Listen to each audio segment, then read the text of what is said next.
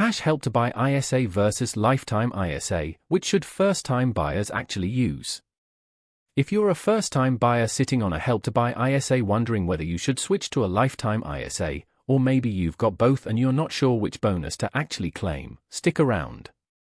Because getting this wrong could genuinely cost you thousands of pounds. And I mean thousands. Right. Let's get into it. So here's the situation. Millions of people in the UK opened a Help to Buy ISA before it closed to new accounts back in November 2019. If that's you, you might still be plugging away, saving your £200 a month, assuming everything's fine. And maybe it is. But maybe, just maybe, you're leaving a serious amount of money on the table.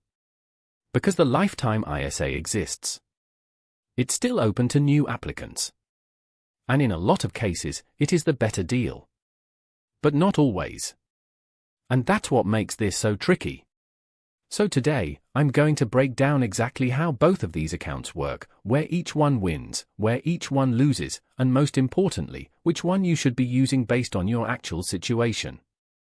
Not some generic advice. Real, practical stuff you can act on this week. Let's start with the basics, because I think a lot of people are fuzzy on how these actually differ.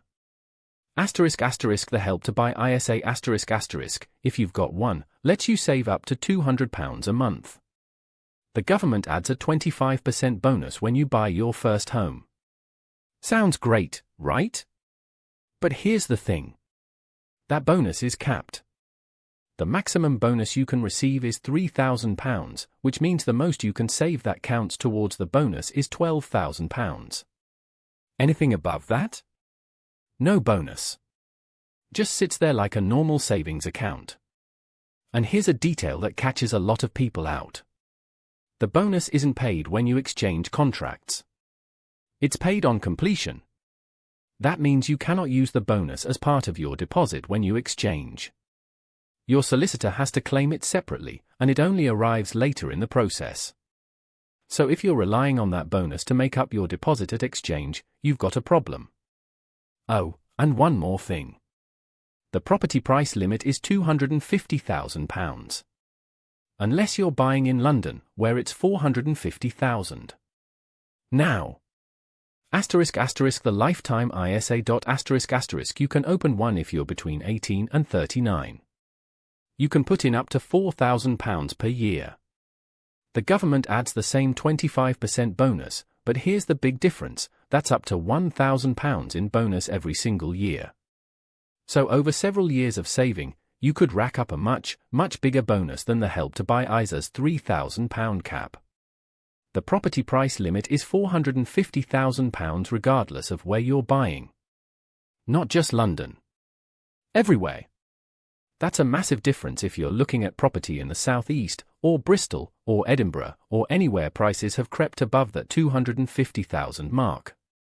And this is crucial, the leaser bonus is paid monthly, straight into your account. Which means it forms part of your balance. Which means you can use it towards your exchange deposit. That alone is a game changer for a lot of people. So on paper, the Lifetime ISA looks like it wins on almost every front, right?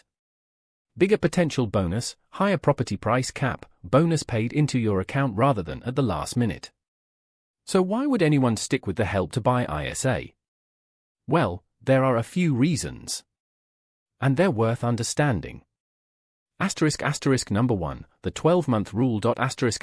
When you open a Lifetime ISA, you have to wait a minimum of 12 months before you can use it to buy a property. If you're planning to buy in the next few months, and you haven't already got a leaser open, the Help to Buy ISA might actually be your better bet. Because there's no waiting period. You can use that bonus whenever you're ready to complete. So if you're already close to buying, and I mean within the next year, opening a leaser right now might not help you in time.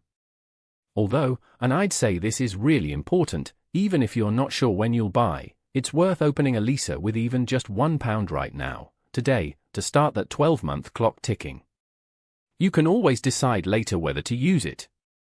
But you can't go back in time and open it earlier.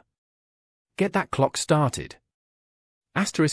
Number 2, the withdrawal penalty. With a Help to Buy ISA, if you decide not to buy a house, or things change and you need the money, you just withdraw it. No penalty. It's your money. Done. The lifetime ISA? Very different story. If you withdraw for any reason other than buying your first home or retirement after age 60, you get hit with a 25% penalty on the amount you withdraw. And that 25% isn't just taking back the bonus.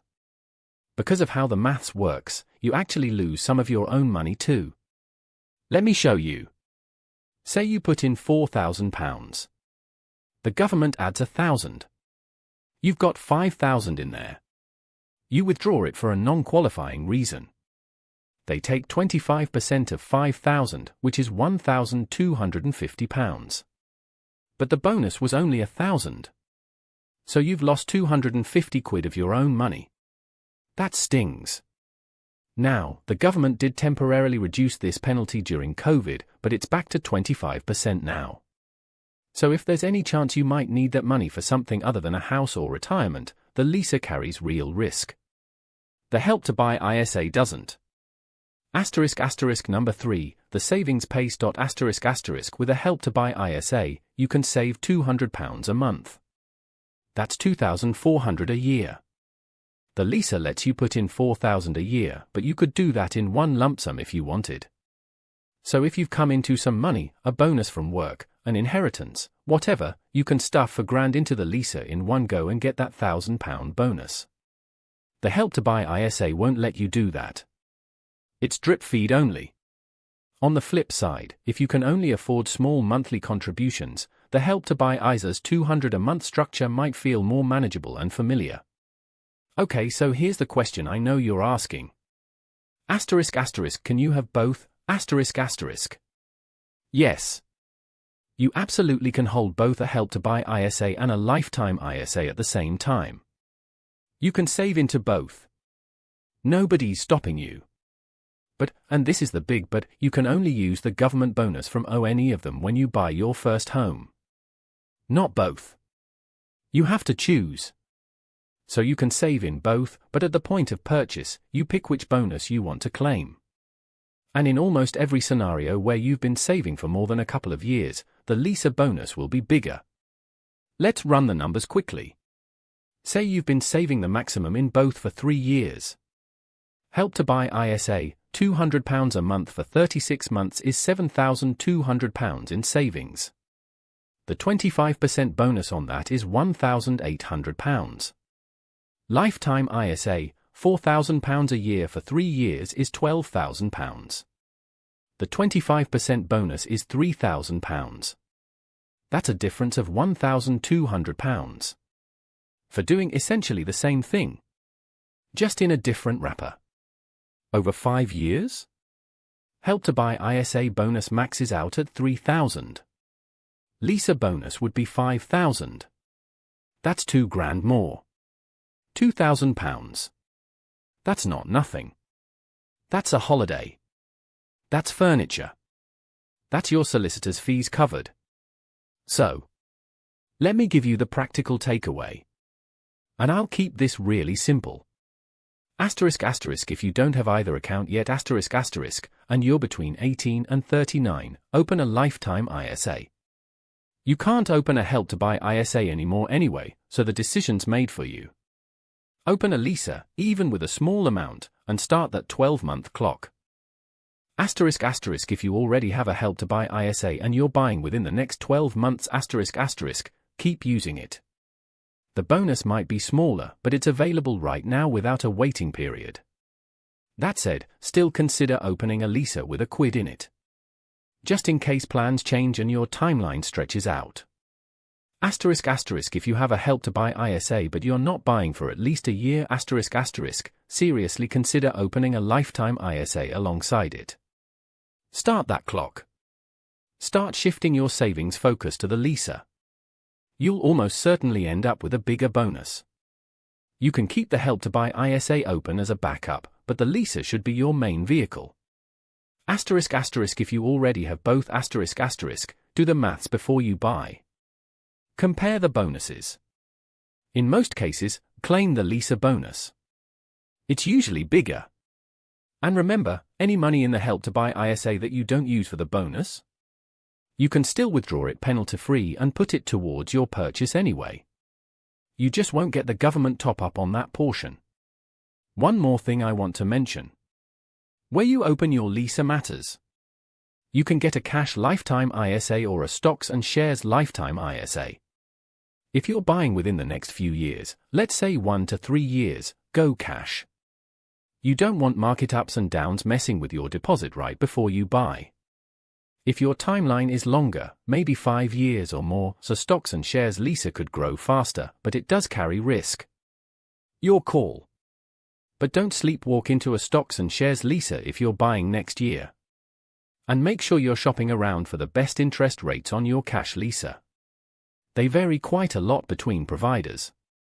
Moneybox, Nutmeg, Skipton Building Society, have a look, compare, and don't just pick the first one you see. Right. Let me wrap this up. The Help to Buy ISA was a good product in its day. And if you've got one, it still has value. But for most first-time buyers right now, the Lifetime ISA is the stronger tool. Bigger bonus potential, higher property price limit, and the bonus lands in your account where you can actually use it for your deposit. The main things to watch out for are that 12-month rule and the withdrawal penalty if your plans change. The smartest thing you can do, right now, today, is open a leaser if you haven't already. Even if you're not sure when you'll buy. Even if it's just £1. Get that clock ticking. Future you will be very, very glad you did. If this video helped you, smash that like button, it genuinely helps the channel and it helps other first-time buyers find this information. Subscribe if you want more videos like this breaking down the stuff that actually matters for your money. And drop a comment below, I'd love to know, are you using a Help to Buy ISA, a leaser, or both? What's your experience been? And if you want to know exactly how much you need to save for your first home, deposit, fees, all of it, watch this video next. I break down every single cost so there are no surprises. I'll see you there.